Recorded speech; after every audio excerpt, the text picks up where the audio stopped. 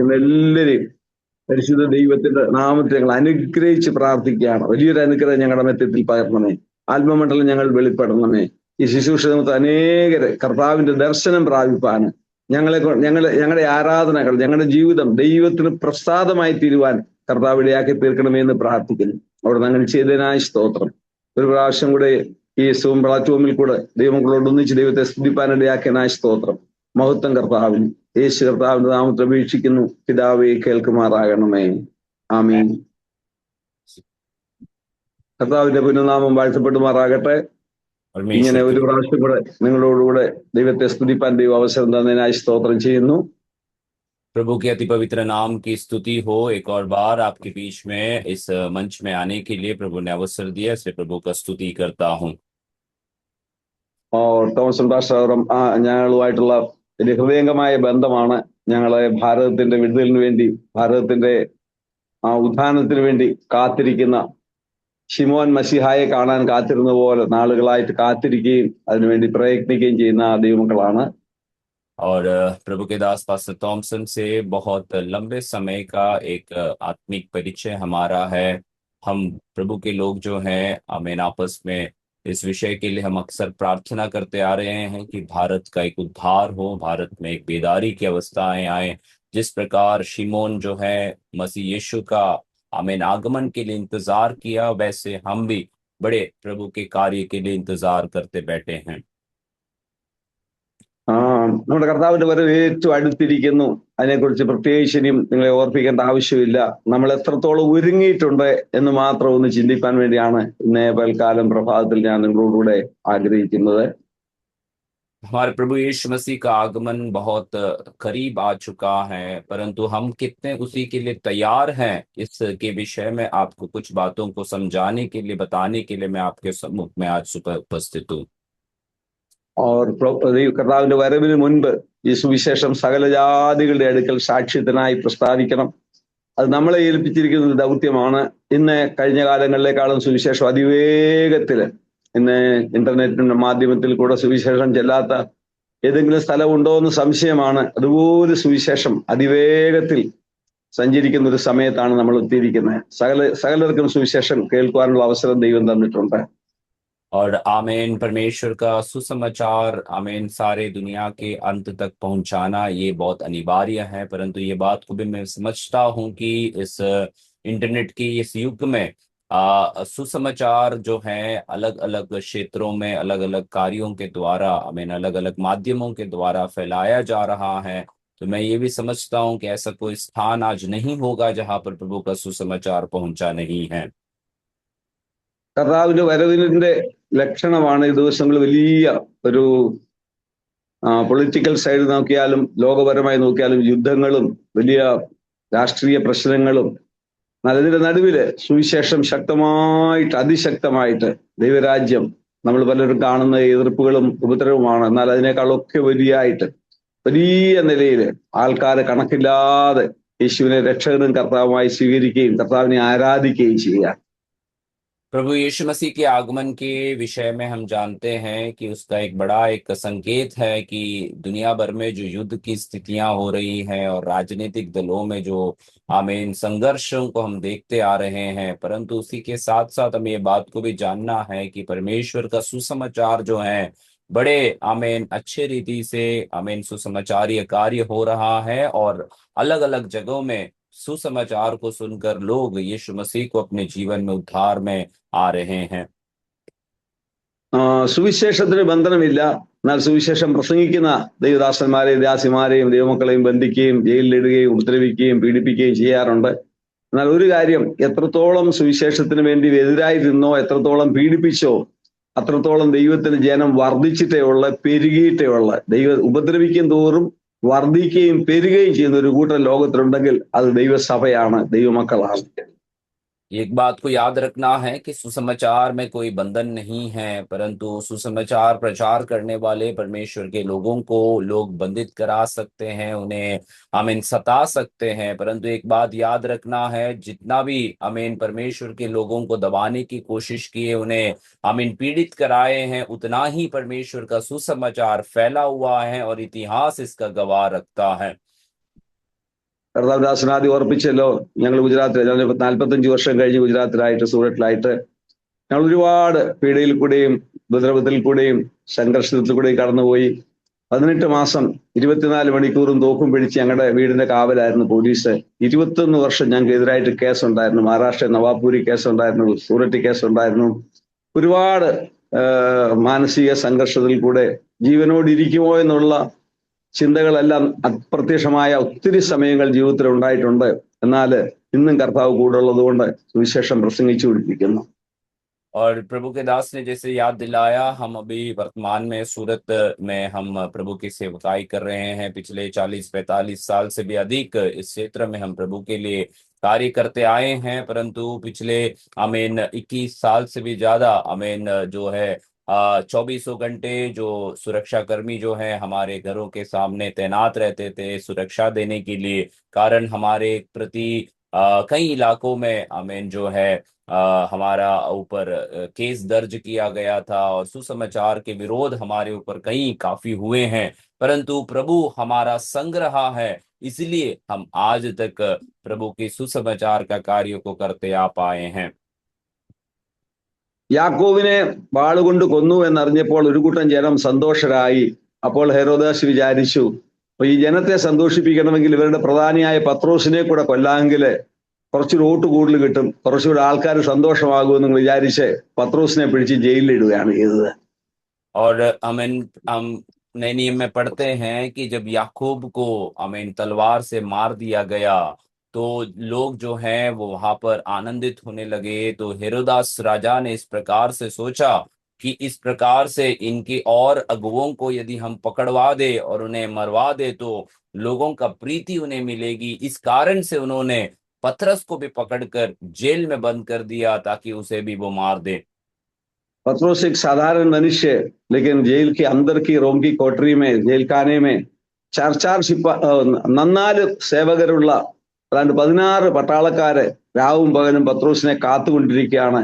അടുത്ത വരുന്ന ദിവസം പത്രോസിനെ തലവെട്ടി കൊന്ന് യഹൂദന്മാരുടെ പ്രീതി സമ്പാദിച്ച് ദേശത്തെ ആൾക്കാരെ നമ്മുടെ ഇവിടെ പറയുന്ന ഒരു ജസം മനാനേക്കലി, അതായത് ആനന്ദിപ്പാൻ വേണ്ടി ഇരിക്കുന്ന ഒരു സമയമാണ്. और पतरस के बारे में हम जानते हैं, एक साधारण सा एक व्यक्ति था, परंतु पतरस को पकड़कर कोठरी में बंद करते हुए 4 सिपाहियों को उसके सामने तैनात रखते हुए पतरस के ऊपर इतने सुरक्षा दिए हुए थे। हम जानते हैं कि पतरस का जीवन से जो कार्य प्रभु के किए हैं, प्रभु का वो प्रबल कार्यों के रोकने के लिए उन्होंने इस प्रकार से काम को करते आए। അവിടെ വിശേഷിച്ച് 2 കാര്യമാണ് അവിടെ കാണാൻ സാധിക്കുന്നത്. അതായത് അടുത്ത നേരം പ്രഭാതം ഉണർന്നു കഴിയുമ്പോൾ പത്രോസിനെ ശിരച്ഛേദം ചെയ്യാൻ പോവുകയാണ്. എന്നാൽ പത്രോസിന് അത് പ്രശ്നമില്ല. താൻ സുഖമായിട്ട് ഗഹരാ നീന്തിൽ, അതായത് ഗാഠനിദ്രയിൽ ഉറങ്ങുകയാണ്. എന്നാൽ ഉറങ്ങാതെ പ്രാർത്ഥിക്കുന്ന, രാത്രി മുഴുവൻ പ്രാർത്ഥിക്കുന്ന ഒരു സഭ അവിടെ ഉണ്ടായിരുന്നു. സഭയുടെ പ്രാർത്ഥനയാണ് പത്രോസിന്റെ വിടുതലിന് കാരണമായി തീർന്നത്. उस घटना में हम 2 बातों को मुख्य रीति से देख सकते हैं। एक है कि पतरस को जब गिरफ्तार किया गया, पतरस उस कारागृह के अंदर, वचन कहता है गहरी नींद में वो सो रहा था। उसे कोई भी प्रकार का चिंता नहीं है। आज्ञा के अनुसार अगले दिन सवेरे उसके सर काटे जाना है, परंतु पतरस बिना डरे वहां पर सोए हुए हैं। परंतु दूसरे भाग में हम देखते हैं बाहर जो कलीसिया थी वो लो लगाकर प्रार्थना करते आ रहे थे, बिना सोए वे लोग लगातार प्रार्थना में पतरस के छुड़ाव के लिए करते आए थे। ഇന്ന് രാവിലെ എനിക്ക് നിങ്ങളോട് പറയാനുള്ളത്, പത്രോസിനോട് ചേർന്ന് പറയാം, ജീവിക്കുകയാണെങ്കിൽ ക്രിസ്തു, മരിക്കുകയാണെങ്കിൽ ലാഭം. മരിക്കുകയാണെങ്കിൽ കർത്താവിന്റെ മുഖം കാണാം, ജീവിക്കുകയാണെങ്കിൽ കുറച്ചുകൂടെ സുവിശേഷം പറയാം. എന്നെ ഏൽപ്പിച്ച പ്രവൃത്തി തികയുവോളം ഒരു മനുഷ്യർക്ക് തന്നെ ഒന്നും ചെയ്യാൻ കഴിയത്തില്ല എന്നുള്ള ഒരു ഉറപ്പ് പത്രോസിന്റെ ജീവിതത്തിലുണ്ടായിരുന്നു. അതുകൊണ്ടാണ് താൻ ശാന്തമായിട്ട് ഗഹരാ നീന്തിൽ ഉറങ്ങിയത്. और आज सुबह के समय में मैं आपसे एक बात को कहना चाहता हूं कि हम पौलुस के समान ये बात को कहने पाए कि जीना मसीह है, मरना लाभ है।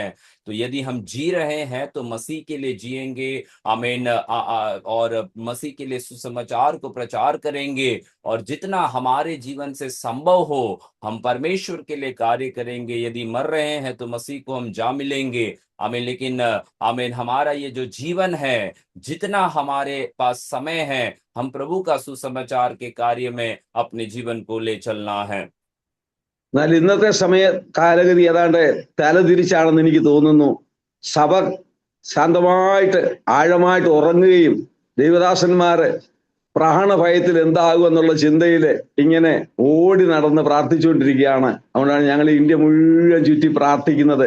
കാരണം ദൈവം എന്നോട് പറഞ്ഞിട്ടുണ്ട്, ഇന്ത്യയിൽ വലിയൊരു ഉണർവ്, ലോകം കാണാത്തൊരു ഉണർവ്, ഇതുവരെ കാണാത്തൊരു ഉണർവ് ഭാരതത്തിൽ ഉണ്ടാകും. പ്രത്യേകിച്ച് ഞാൻ വിശ്വസിക്കുന്ന അത് സൂററ്റിൽ നിന്നായിരിക്കുമെന്ന് അതിനുവേണ്ടി ഞങ്ങൾ പ്രാർത്ഥിച്ചുകൊണ്ടിരിക്കുന്നത്. സൂററ്റിലാണ് എന്നെ ദൈവം കൊണ്ടുവന്നത്. ആ ഒരു ഉണർവ് കാണാൻ വേണ്ടി രാവും പകലും ഇല്ലാതെ എന്നും അത്യധ്വാനം ചെയ്ത് ഓടിക്കൊണ്ടിരിക്കുകയാണ്. परंतु मैं जब आमीन आत्मिक क्षेत्रों में देखता हूं तो ये ठीक उल्टा होते हुए देख रहे हैं। आज जहां कलीसिया जागरूक होकर प्रार्थना करना था, वहां कलीसिया आज सो रहा है। परमेश्वर के दास लोग बड़े व्याकुल होकर, भयभीत होकर प्रार्थना कर रहे हैं कि परमेश्वर हमें इसमें से कैसे बच सकते हैं। और मैं भारत भर में जब मैं घूम कर प्रार्थना करता हूं तो यही कार्यों को मैं देखता आया हूं। आमीन। परमेश्वर ने मुझसे इस बात को बड़े स्पष्ट रीति से बताया है कि भारत में परमेश्वर ऐसे एक बेदारी, एक जागृति को देने जा रहा है जो आज दुनिया भर में किसी भी जगह पर देखा नहीं गया होगा। और मैं ये विश्वास करता हूं कि वो जागृति, वो जो बेदारी है, वो विशेषकर सूरत से शुरू होगा, क्योंकि परमेश्वर ने मुझे यहाँ पर ले आया है। ദൈവത്തിന്റെ കരുണയാല് അനേകം ആൾക്കാരെ ദൈവം ഞങ്ങൾക്ക് തന്നുകൊണ്ടിരിക്കുകയാണ്. ആരാധിപ്പാൻ ഇടവില്ലാതെ, ആൾക്കാരെ അക്കോമഡേഷൻ ചെയ്യാൻ കഴിയാതെ ഈ പട്ടണത്തിൽ വലിയ ദൈവപ്രവർത്തി നടന്നുകൊണ്ടിരിക്കുകയാണ്. ദേശം മുഴുവൻ രാവിലെ എന്നും രാത്രി 1 മണി 2 മണിയാകുമ്പോഴാണ് വീട്ടിലെത്തുന്നത്. ശ്രമിക്കാതെ രാവും പകലും കർത്താവിന് വേണ്ടി ഓടിക്കൊണ്ടിരിക്കുന്ന എല്ലായിടത്തും കർത്താവ് ആത്മാക്കളെ തരുന്നു.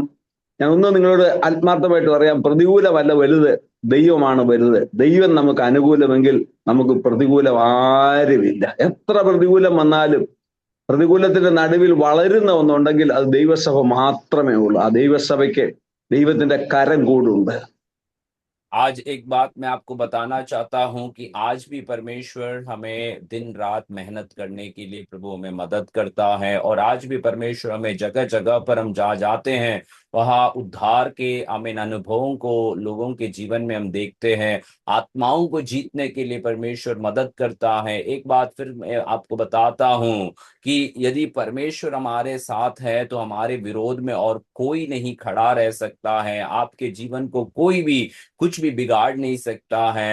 और हमारे जीवन परमेश्वर के हाथों में है, तो हम प्रभु के लिए अपने जीवन में सारे कार्यों को हम पूरा करें। നമുക്ക് ചെയ്യാനുള്ളത് ദൈവം അബ്രഹാമിനെ വിളിച്ചപ്പോൾ പറഞ്ഞതുപോലെ നിങ്ങൾ തല ഉയർത്തണം. പലപ്പോഴും നമുക്ക് തല ഉയർത്തുവാൻ കഴിയാതെ ഈ ഭൂമിയിലുള്ളതിനെ മാത്രം നോക്കിക്കൊണ്ട് ഈ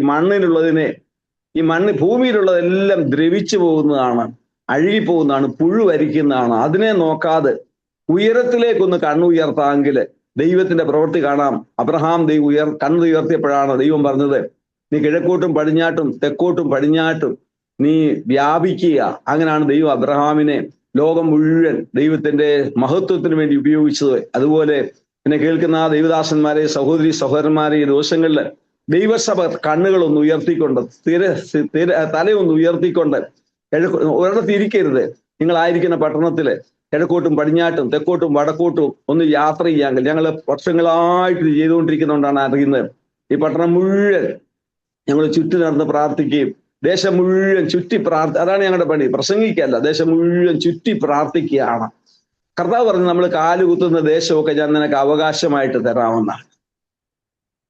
और हमें एक कार्यों को लगातार करते आना जरूरी है कि हम अपने सिर को प्रभु की ओर उठाते हुए, हमें प्रभु की ओर देखते हुए हमें प्रार्थना करना है। कई बार हम इस प्रकार से हम सिरों को नीचे रखते हैं। इस दुनिया में, इस पृथ्वी में मिलने वाले कुछ बातों के प्रति हम आमीन खोज में लगे रहते हैं। परंतु जिस प्रकार से आमीन परमेश्वर ने अब्राहम से इस प्रकार से कहा कि तू अपने सिर उठाकर उस आकाश की ओर देखो और मैं तुझे अनगिनत आमीन हालेलुया संतानों को दूंगा, उसी प्रकार से परमेश्वर के प्रिय दास दासियों, विश्वासियों, मैं आपसे ये बात को बताना चाहता हूं कि हम अपनी आंखों को उठाकर प्रभु की ओर हमें देखना है। परिस्थिति को ना देके हम लोग भी सालों से ये कार्यों को करते आए हैं, उसी के द्वारा में हम आपको बता पा रहे हैं कि हम आमीन जगह जाकर ज्यादा प्रचार नहीं करते हैं, परंतु पूरे आमीन हमारे आसपास के इलाकों में हम आमीन घूमकर, हम यात्रा कर कर हम प्रार्थना करते हैं। और यीशु मसीह ने जिस प्रकार से बताया है कि जहां जहां तुम पाँव रखोगे उन स्थानों को मैं तुम्हारे आमीन अधिकार में दे दूंगा, वही आमीन जो सिद्धांत है उसे हम अपनाकर परमेश्वर के लिए हम कार्यों को करते हैं। നീ കാലുവെക്കുന്ന ഭൂമിയൊക്കെ നിനക്ക് അവകാശമായി തരാം. അതുകൊണ്ട് ദൈവമക്കളെ, നമുക്ക് യെരൂശലേമിലെ ആദ്യത്തെ സഭ ചെയ്തതുപോലെ സഭയൊന്ന് ഉണർന്ന് പ്രാർത്ഥിക്കുകയാണെങ്കിൽ, പത്രോസ് ഉറങ്ങുകയാണ്, എന്നാൽ ദൂതൻ അവിടെ പ്രത്യക്ഷമായി. അവിടെ ദൂതൻ ചെയ്ത രണ്ട് പ്രവൃത്തിയുണ്ട്. ഒന്ന്, ഉറങ്ങുന്ന പത്രോസിനെ ഉണർത്തിയിട്ട് പ്രാർത്ഥിക്കുന്ന വീടിന്റെ വാതിക്കൽ കൊണ്ടെത്തിച്ചു. അതേ ദൂതൻ പത്രോസിനെ പിടിച്ച് ജയിലിലാക്കി പ്രത്യേക ദിവസം കൊല്ലുവാൻ വേണ്ടി കാത്തിരുന്ന ഹെരോദേസിനെ ആ ദൂതൻ ഒന്ന് തൊട്ടതേ ഉള്ളു, ഒന്ന് അടിച്ചതേ ഉള്ളു, അവൻ കൃമിക്കിരയായി. ഇത് ഇന്നും സംഭവിക്കും, നാളെ നിങ്ങൾക്കിത് കാണാം. और आमीन एक ही एक कार्यों को हमें करना है कि हमें परमेश्वर की ओर हमें देखते रहना है। यीशु मसीह ने जिस प्रकार से कहा कि तुम जहां जहां पाँव रखोगे वो उन क्षेत्रों को मैं तुम्हारे लिए दे दूंगा, तो हम आमीन आमीन प्रभु से प्रार्थना करना है। आमीन परमेश्वर का आमीन स्वर्गदूत ने जिस प्रकार से आमीन पतरस जो सो रहा था उसे जगाने के लिए उस कारागृह में उतर आता है, आमीन, और उसे आमीन कलीसिया के प्रार्थना के द्वारा वो आमीन जग जाते हैं, आमीन, और उसी से परमेश्वर के कार्यों को प्रभु करवाता है। और उसी स्वर्गदूत ने हम देखते हैं हेरोदेस राजा को आमीन छूता है तो वो आमीन कीड़े आमीन समान बन जाते हैं। तो इसी समान आमीन इन दिनों में कलीसिया यदि जागरूक होकर प्रार्थना करने के लिए तैयार है तो परमेश्वर का स्वर्गदूत जहां जहां लोगों को छूना है वहां छुएगा और प्रभु का कार्यों को वहां पर हम देख पाएंगे। നമുക്ക് ചെയ്യാനുള്ളത്, ദൈവം നമ്മളെ വിടുവിച്ചെങ്കിൽ ആ വിടുതലിന്റെ സാക്ഷ്യം മറ്റുള്ളവരോടുകൂടി പറയണം. ദേശമൊക്കെ ചുറ്റി പ്രാർത്ഥിക്കണം. അത് ഞങ്ങൾ ചെയ്തുകൊണ്ടിരിക്കുന്നുണ്ടാണ് ഞാൻ പറയുന്നത്. നിങ്ങളും അതുപോലെ ചെയ്യുകയാണെങ്കിൽ നിങ്ങളുടെ പട്ടണത്തിലുള്ള ശാപം മാറും. ഒന്നാമത് എനിക്ക് നിങ്ങളോട് പറയാം, ആദ്യമായിട്ട് നമ്മുടെ ഉള്ള ഭയം മാറ്റണം. ഭീരുക്കൾ സ്വർഗത്തിൽ പോവുകയില്ല. നിങ്ങൾ വേദോസ്തം മുഴുവൻ പഠിച്ചാലും നിങ്ങൾ ജീവിതം മുഴുവൻ കർത്താവിന് വേണ്ടി എല്ലാം ചെയ്താലും കീരിക്കളെ സ്വർഗരാജ്യത്തിൽ പോവുകയില്ല. അതുകൊണ്ട് കർത്താവ് പറഞ്ഞു, ഭയപ്പെടേണ്ട, ഞാൻ നിന്നോട് കൂടെ ഉണ്ട്. കർത്താവ് തന്ന ജീവൻ ശുശ്രൂഷ തീരാതെ ബോംബിട്ടാലും ചാകുകയില്ല, ക്യാൻസർ വന്നാലും ചാകുകയില്ല. ഒന്നാമത് നമ്മൾ ചെയ്യേണ്ടത്, വിശ്വാസികളായി നമ്മൾ ചെയ്യേണ്ടത്, നമ്മുടെ ഉള്ളിൽ നിന്ന് ഭയം മാറ്റിയിട്ട് കർത്താവ് പറഞ്ഞതനുസരിച്ച് ഞാൻ നിന്നോട് കൂടെയുണ്ട്, പോകുക. ആ കർത്താവ് ഇന്നും പറയുന്നു. ഈ രാവിലെ കാലം ഈ ഓൺലൈനിലുള്ള എല്ലാ ദൈവമക്കളോടും കർത്താവ് പറയുന്നു, നിങ്ങളെ കർത്താവിന് വേണ്ടി പോകണം. ലോക സുവിശേഷീകരണം നമ്മളെ ഏൽപ്പിച്ചിരിക്കുകയാണ്. ഭാരത സുവിശേഷീകരണം നമ്മുടെ രക്തത്തിന്റെ സിരകളിൽ കൂടെ ഒഴുകണം.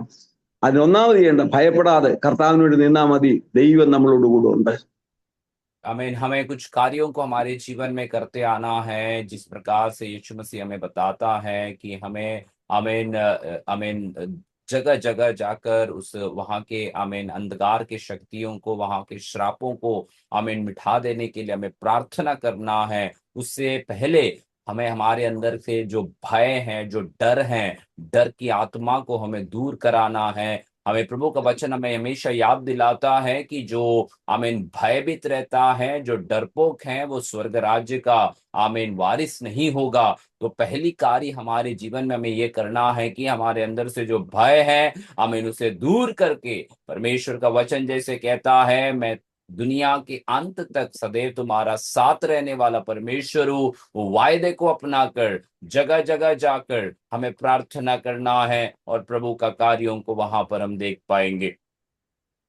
ദൈവം എനിക്ക് തന്നിരിക്കുന്ന ഒരു പ്രത്യേക അനുഗ്രഹം, എന്നെ കൊല്ലൂ എന്ന് പറഞ്ഞാല് അന്ന് അവിടെ പ്രസംഗിക്കാതെ ഞാൻ ഉറങ്ങുകയല്ല. എന്നെ കൊല്ലാൻ ഒരുപാട് പ്രാവശ്യം വന്നിട്ടുണ്ട്. ഒരിക്കൽ എന്റെ വീട് കയറിയ ഒരു 500-400 പേര് വന്നിട്ട് അടിക്കോ എന്ന് പറഞ്ഞ് ഊട്ടി വന്ന് ബഹളം വെച്ചുകൊണ്ടിരിക്കുമ്പോൾ ഞാനും എന്റെ വൈഫും കൂടെ ഇറങ്ങി ചെന്നിട്ട് പറഞ്ഞു, അമ്മയുടെ പാല് കുടിച്ചാൽ ധൈര്യം കൊണ്ട് ഇങ്ങോട്ട് വാടാ അടിക്കടാന്ന് പറഞ്ഞു. അടിക്കാൻ വന്നവർ ഓടാൻ തുടങ്ങിയിട്ട് പോയ വഴിക്ക് പുല്ലില്ലാതെ ഓടി. ദൈവം നമ്മളോട് കൂടെ ഉണ്ടെങ്കിൽ ശത്രു നമ്മുടെ മുൻപിൽ നിൽക്കുകയില്ല. നമ്മുടെ നാവിലുള്ളത് ദൈവത്തിന്റെ വചനമാണ്. ആ വചനം നമ്മളെ ധൈര്യപ്പെടുത്തുന്ന വചനമാണ്. അതുകൊണ്ട് പിന്നെ ഞാൻ പറയട്ടെ, ഭയപ്പെടാതെ ഭയമുള്ളവർ സ്വർഗത്തിൽ പോവുകയല്ല. കർത്താവിനെ സേവിച്ചിട്ട് പേടിച്ചിരുന്ന് നരകത്തിൽ പോകുന്നതിനേക്കാളും ജീവൻ യേശുവിന് വേണ്ടി അർപ്പിക്കേണ്ടി വന്നാൽ, കർത്താവേ എന്റെ ജീവൻ, എന്റെ രക്തം ഈ ഭാരതത്തിലെ സുവിശേഷീകരണത്തിന് ആവശ്യമാണെങ്കിൽ ഞാനിതാ, എന്റെ കുടുംബം ഇതാ, എന്റെ കുഞ്ഞുങ്ങൾ ഇതാ, നമ്മുടെ തലമുറയെ ദൈവരാജ്യത്തിന് വേണ്ടി വളർത്താം. കർത്താവ് ഞങ്ങൾക്ക് 3 മക്കളാണ് തന്നിരിക്കുന്നത്. 3 പേരും കുടുംബസ്ഥരാണ്. ഒരു 3 പേരും കർത്താവിന്റെ വേലയായി ചെയ്യുന്നത്. വേറെ ഒരു രീതിയില്ല. കർത്താവിന്റെ വേലയ്ക്ക് വേണ്ടി രാവും പകലും അധ്വാനിച്ചുകൊണ്ടിരിക്കും. ഞങ്ങൾ കുടുംബമായിട്ട് സഭയായിട്ട്, സഭയിൽ നിന്ന് ഞങ്ങൾ അനേകരെ മിഷണറി പ്രവർത്തനത്തിന് വേണ്ടി ഡെയിലി അയച്ചുകൊണ്ടിരിക്കുകയാണ്. ഞങ്ങൾ ഇങ്ങനെ യാത്ര ചെയ്യുന്നൊരു സഭയാണ് ദേശം മുഴുവന്. അങ്ങനെ നിങ്ങളും അതുപോലെ നിങ്ങൾ അവർക്ക് എങ്ങനെയാ കർത്താവിന്റെ വേല ചെയ്യുന്നത്? ഒന്നും ചെയ്യേണ്ട. നിങ്ങൾ താമസിക്കുന്ന ആ ഒരു 5 കിലോമീറ്റർ ഒന്ന് നടന്ന് പ്രാർത്ഥിച്ചാൽ മതി. അവിടെ നടക്കുന്ന സകല ദുഷ്ടതകളും അവസാനിക്കും. അവിടെ നടക്കുന്ന മ്ലേച്ഛതകൾ അവസാനിക്കും. ആ പട്ടണത്തിൽ ദൈവത്തിന്റെ കരം നീട്ടും. ആ ഗ്രാമത്തിൽ ദൈവത്തിന്റെ കരം നീട്ടും. അവിടുന്ന് ജനങ്ങൾ വിടുവിക്കപ്പെട്ടു ഒഴുകി. എന്നോട് ദൈവം പറഞ്ഞിരിക്കുന്നത്, രാവിലെ മുതൽ രാത്രി വരെ സ്നാനപ്പെടുത്തിയ തീരുകയില്ല, അതുപോലെ ജനം വെള്ളത്തിൽ ഇറങ്ങി നിൽക്കാൻ വരുന്ന ദിവസം വരാൻ പോവുകയാണ്. അത് കാണുവാൻ വേണ്ടി കാത്തിരിക്കുന്ന ഒരു മനുഷ്യനാണ് ഇന്ന് രാവിലെ നിങ്ങളോട് സംസാരിക്കുന്നത്. और प्रभु के लोगों, हमें कार्य को हमारे जीवन में करते रहना है कि हमें भयभीत नहीं होना है। परमेश्वर का वायदा है कि वो हमेशा हमारे संग रहता है, तो वो वायदे के अनुसार हमें प्रभु के कार्यों को करने के लिए हमें अपने स्थानों से निकल पड़ना जरूरी है। साथ साथ एक बार ऐसा हुआ कि मुझे प्रभु ऐसा एक अनुग्रह दिया है कि कोई मुझे मारेंगे कहते हैं, तो मैं वहां प्रभु का वचन बोले बिना मैं रात को सो नहीं पाता हूँ। एक बार ऐसे हमारे घर के सामने बहुत बड़े तादाद में लोग इकट्ठे होकर हमें मार देने के लिए धमकियां दे रहे थे। हमें डराने की कोशिश करे, तो हम बाहर निकल के उनसे ये बात को पूछने लगा कि किसी को यदि दम है तो हमें मार के दिखाओ। तो वे खुद अपने भागते निकल गए। तो इसी प्रकार से परमेश्वर के लोगों, प्रभु का वचन कहता है, जो भयभीत होते हैं वे नरक जाएंगे, वे स्वर्ग में कभी पहुंच नहीं पाएंगे। तो इसलिए हमें भयभीत हुए बिना प्रभु का सामर्थ हमारे जीवन में है, उस सामर्थ को अपनाकर हम प्रभु के कार्यों के लिए करें। कई बार हम ये बात को सोचते हैं कि इस सुसमाचार की सेवकाई कैसे करना है। ज्यादा कुछ हमें करने की आवश्यकता नहीं, केवल हमारे घर के आसपास के एक 5 किलोमीटर के क्षेत्र में जो है, आप पैदल चलते हुए प्रार्थना करिए। उतना ही काफी है। वहां के अंधकार की शक्ति, वहां के जो दुष्ट का कार्य है, वो समाप्त हो जाएगा और परमेश्वर आपके जीवन में बड़े कार्यों को उस क्षेत्र में कर दिखाएगा। प्रभु की आत्मा ने मुझसे ये बात को कहा है कि सुबह से लेकर रात तक बपतिस्मा दे तो भी खत्म ना हो, इतना बड़ा एक कार्य प्रभु हमारे इस देश में करने जा रहा है। और वो व्यक्ति आज सुबह आपसे इन बातों को कह रहा है। എനിക്ക് നിങ്ങളോട് പറയാനുള്ള ഒരു വചനം സങ്കീർത്തന പുസ്തകങ്ങൾ 51 അധ്യായത്തിന്റെ 17 വാക്യങ്ങളിൽ, ദൈവത്തിന്റെ ഹനനയാഗങ്ങൾ തകർന്നിരിക്കുന്ന മനസ്സ്, തകർന്നും നുറുങ്ങിയിരിക്കുന്ന ഹൃദയത്തെ ദൈവമേ നീ നിരസിക്കുകയില്ലല്ലോ. എല്ലാവരും ശ്രദ്ധിച്ചത് വായിക്കണേ. 51 സങ്കീർത്തനം 17 വാക്യം. प्रभु ने मुझे दिया हुआ आज के लिए जो वचन है, वो भजन संहिता 51 उसका 17 वचन है। टूटा मन परमेश्वर के योग्य बलिदान है। हे परमेश्वर, तू टूटे और पिसे हुए मन को तुच्छ नहीं जानता। ഹൃദയം ഒന്ന് തകർന്ന് ഒരു തുള്ളി കണ്ണുനീരൊഴുക്കി രാവിലെ ഒന്ന് പ്രാർത്ഥിച്ചിട്ട് നിങ്ങൾ എഴുന്നേറ്റ് നോക്കി. നിങ്ങളുടെ മുമ്പിലുള്ള സകല തടസ്സങ്ങൾ, ഇരുമ്പ് ചങ്ങലകൾ തന്നെ ഒന്നൊന്നായിട്ട് തുറന്ന് നിങ്ങൾക്ക് ചെയ്യുവാൻ കഴിയാത്ത ദൂതൻ ഇറങ്ങി വന്ന് ഈ തടസ്സങ്ങളെ മാറ്റി വാതിലുകളെ തുറക്കും. അതിനാണ് തകർന്ന മനസ്സോടെ സഭ, വ്യക്തി പ്രാർത്ഥിക്കുമ്പോൾ ദൈവം ചെയ്യുന്നത്. और टूटे मन के साथ आप प्रार्थना कर देखिए। हर दिन सवेरे उठते हुए ऐसे एक प्रार्थना यदि आप करते हैं, तो मैं आपसे निश्चय ये बात को कहूंगा कि आपके जीवन में जो जंजीरों के समान, साकलों के समान बंधन के रूप में पड़े हुए विषय जो हैं, वो आपके जीवन से परमेश्वर का स्वर्गदूत उतर आकर आपके जीवन से वो हटा देगा। और प्रभु का वचन कहता है, ऐसे प्रार्थना करने वालों के जीवन में परमेश्वर का अद्भुत काम को वो देख पाएंगे। നമ്മൾ പലപ്പോഴും ചിന്തിക്കുന്ന, കർത്താവിന് വേണ്ടി എന്തെങ്കിലും ചെയ്യാൻ എനിക്കൊരു അവസരം കിട്ടിയിരുന്നെങ്കിൽ ഞാൻ ചെയ്യായിരുന്നു, എനിക്കൊരു സ്റ്റേജ് പ്ലാറ്റ്ഫോം കിട്ടിയിരുന്നെങ്കിൽ ഞാൻ ചെയ്യായിരുന്നു. അത് നിങ്ങൾക്ക് ഒരിക്കലും കിട്ടുകയില്ല. നിങ്ങൾ അതിനുള്ള അവസരം ഉണ്ടാക്കണം. നിങ്ങൾ അതിനുവേണ്ടി ഇറങ്ങിയാൽ ദൈവം, നമ്മൾ കാല് വെക്കാതെ ദൈവം വഴി തുറക്കുകയില്ല. നമ്മൾ വടിയെടുക്കാതെ ചെങ്കടൽ മാറുകയില്ല. നമ്മൾ കാല് കുത്താതെ യോർദാൻ ഒഴുക്ക് നിൽക്കുകയില്ല. നമ്മൾ കാല് വെക്കുമ്പോൾ ദൈവം പ്രവർത്തിക്കുന്ന ദൈവമാണ്. कई बार हम इस प्रकार से सोचते हैं कि यदि परमेश्वर हमारे लिए कुछ हमें एक अवसर देता तो हम प्रभु के लिए कुछ कार्यों को कर सकते हैं, लेकिन हमें ये बात को हमें इस गलत फहमी को हमें हमारे मन से हटा देना है कि कभी भी परमेश्वर हमारे लिए हम जब तक तैयार नहीं होते हैं, हम जब तक कदम नहीं उठाते हैं, प्रभु हमारे लिए कुछ काम नहीं कर सकता। जिस प्रकार से मूसा ने लाठी उस लाल समुद्र की ओर रखे तो लाल समुद्र दो भाग में विभाजित हो गया। जब परमेश्वर के दासों ने जब पैर उठाकर उस यर्दन की नदी में कदमों को रखा तब वो विभाजित हो गया। तो उसी समान प्रभु के लोग, हम लोग जो हैं, प्रभु के लिए हम जब निकल पड़ेंगे, प्रभु हमारे लिए अवसरों को तैयार करेगा। എന്റെ സമയം തീർന്ന് ഇനി അടുത്ത 7 മണിക്ക് ഒരു വേറൊരു മീറ്റിംഗ് ഉണ്ട്. എന്നാൽ ഒരു സഹോദരിയെ നിങ്ങളുടെ മുമ്പിൽ കൊണ്ടുവരാൻ ഞാൻ ആഗ്രഹിക്കുന്നു. ലൂക്കോസിന്റെ സുവിശേഷം അതിന്റെ 7-ാം അധ്യായം അതിന്റെ 30-ാം വാക്യത്തിലെ ഒരു പാപിനിയായ സ്ത്രീയെ നമുക്ക് കാണുവാൻ സാധിക്കുന്നു. समय समाप्त हो रहा है। अगले 7 बजे को अगला एक मीटिंग है। लूका रचित सुसमाचार 7 अध्याय में एक पापिनी स्त्री के बारे में हम वचन में पढ़ते हैं। അവളെ കുറിച്ച് അവിടെ പേര് പറഞ്ഞിട്ടില്ല. ആ പട്ടണത്തിൽ പാപിയായ ഒരു സ്ത്രീ അവൻ പരീശന്റെ വീട്ടിൽ ഭക്ഷണത്തിന് ഇരിക്കുന്നത് അറിഞ്ഞ് ഒരു വെങ്കൽ ഭരണി പരിമള തൈലം കൊണ്ടുവന്നു. और उस स्त्री का नाम तो वहां पर बताया नहीं गया है, परंतु इस प्रकार से लिखा है कि उस फरीसी के घर में जब यीशु मसीह भोजन करने के लिए आया था तो उसका खबर सुनते ये स्त्री जो है वहां पर उसके पास आती हैं और संगमरमर के पात्र में इत्र लेकर उसके पैरों पर डालती हैं। ഇന്നുള്ളതിനേക്കാളും പ്രതികൂലമുള്ള ഒരു കാലമാണ്. യേശുവിനെ ഇല്ലാതാക്കാൻ വേണ്ടി, യേശുവിന്റെ നാമം ഭൂമിയിൽ നിന്ന് മായിച്ചു കളവാൻ വേണ്ടി യഹൂദന്മാര് ഭയങ്കര ശക്തിയോട് യേശുവിനെ എതിർക്കുന്ന ഒരു കാലത്താണ്. ആ സ്ത്രീ സഹോദരി കേട്ടു പരീശന്റെ വീട്ടിൽ യേശു വരുന്നുണ്ട്. ആ കേട്ട മാത്രയില് അവൾ ഒന്നും നോക്കാതെ, അവളെ അവിടെ വിളിച്ചിട്ടില്ല, അവൾ പാപിനിയാണ്. ആ പരീശ നിങ്ങൾ താഴെ വായിക്കുമ്പോൾ എനിക്ക് പറയാൻ സമയമില്ല. അവളെ കിട്ടിയ അവസരം കർത്താവിന് വേണ്ടി ഉപയോഗിച്ചു. അതുകൊണ്ടാണ് ഇന്നും അവിടെ ആ പ്രവൃത്തി വേദപുസ്തകത്തിൽ എഴുതിയിരിക്കുന്നത്. और यहाँ हम ये घटना को या संदर्भ को देखते हैं तो आज जो अवस्था है उससे भी बढ़कर एक विरोध का एक समय उन दिनों में रहा करता था। किसी भी प्रकार से यीशु मसीह को नष्ट करने के लिए, प्रभु को खत्म करने के लिए वहां के लोग कोशिश में लगे रहते थे। वहां पर यीशु मसीह जो है इस फरीसी के घर में पहुंचा है। ये बात को सुनकर ये जो पापिनी स्त्री है जो समाज में किसी भी प्रकार से कोई भी प्रकार का उनको स्थान नहीं है, वो उसकी खबर सुनते ही उस अवसर को बहुमूल्य समझकर वो प्रभु के पास आकर खड़ी रहती हैं।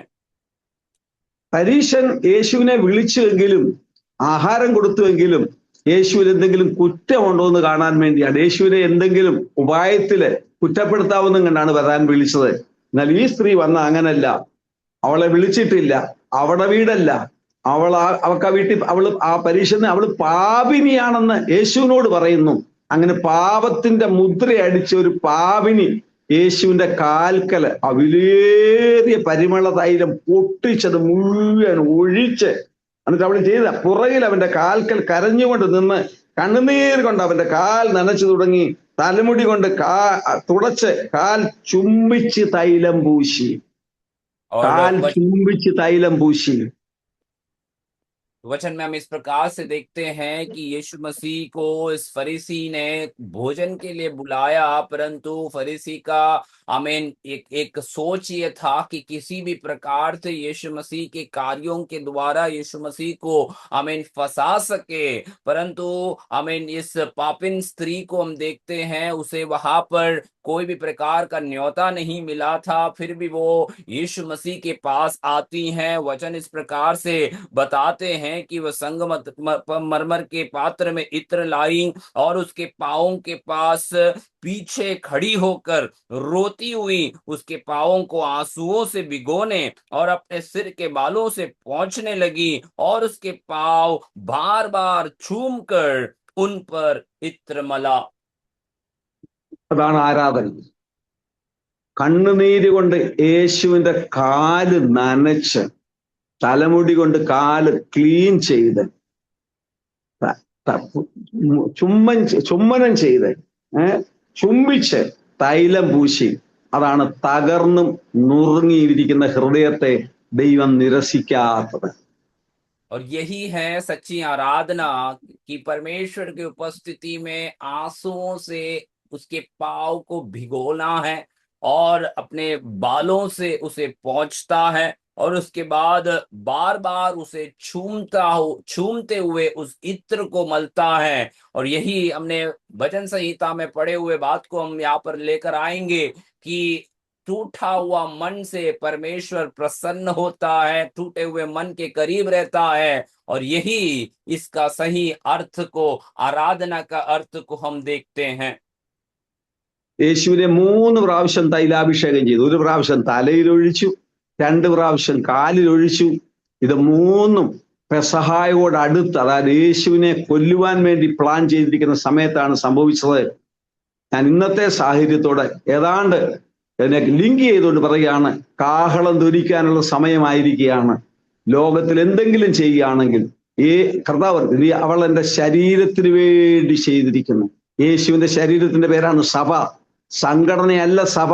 യേശുവിന്റെ ശരീരത്തെ പണിയുവാൻ, യേശുവിന്റെ ശരീരത്തിന് വേണ്ടി എന്നെ കൊണ്ട് നിങ്ങളെ കൊണ്ട് എന്തെങ്കിലും കഴിയുന്നെങ്കിൽ ഇപ്പോഴാകുന്നു സുപ്രസാദ കാലം, ഇപ്പോഴാകുന്നു രക്ഷാ ദിവസം. നമുക്ക് എഴുന്നേൽക്കാം. God bless you. ദൈവം നിങ്ങളെ സഹായിക്കട്ടെ. ഈ അവസരം തന്ന ദൈവദാസനോടും എല്ലാ ദൈവമക്കളോടും ഹൃദയംഗമായി നന്ദി. യേശു വരാൻ പോകുന്നു. ഭയമില്ലാത്തവരായി ഒരു സൈന്യമായിട്ട് ഭാരതത്തിൽ അങ്ങോട്ടും ഇങ്ങോട്ടും കിഴക്കോട്ടും പടിഞ്ഞാട്ടും തെക്കോട്ടും വടക്കോട്ടും നമുക്ക് കാലുകളെ കുത്താം. കാലുകുത്തുന്ന ഭൂമി അവകാശമായി കിട്ടാൻ പോവുകയാണ്. God bless you. और इस प्रकार से यीशु मसीह के लिए यदि हमें कुछ आमीन कर पाते हैं तो आमीन हमारे जीवन में आमीन उसे हमें करने के लिए हमेशा तत्पर रहना है। जिस प्रकार से ये आमीन घटना को हम देखते हैं तो यीशु मसीह इसी के बाद इस प्रकार से बताते हैं कि उस स्त्री ने मेरे शरीर के लिए जो भी आवश्यक था उसने वो कर लिया है। आमीन मृत्यु से पहले आमीन फसह के आमीन उस आमीन पर्व के समय तक यीशु मसीह के उस मृत्यु के पहले जो कार्यों को किया जाना था उन बातों को वहां पर दर्शाते हुए देखते हैं। तो आज इस सुबह के समय में आज के इस संदर्भ में आपको ये बातों को बताना चाहूंगा कि आज हमें भी परमेश्वर के लिए, प्रभु की कलीसिया के लिए, यीशु मसीह का शरीर जो दर्शाता है, आज वर्तमान में प्रभु की कलीसिया है तो कोई संस्था नहीं हमारा मुख्य विषय, परंतु परमेश्वर की कलीसिया के लिए हम जो कुछ भी कर सकते हैं वो करने के लिए हमें तैयार होना है, क्योंकि उसका आगमन करीब है। हमारे आंखें उठाकर देखे आमीन, उत्तर की ओर, दक्षिण की ओर, पूर्व की ओर, पश्चिम की ओर, सभी जगहों में हमारी नजरें फैलाए रखे और प्रभु के लिए जो कुछ हम कर सकते हैं हम करें। हमें भयभीत नहीं होना है, हमें बड़े ही आपके साथ प्रभु के लिए कार्य करना है। इन वचनों के द्वारा प्रभु हम सभी को अनुग्रह और आशीष दे। प्रभु आप सभी को सहायता करे। God bless you.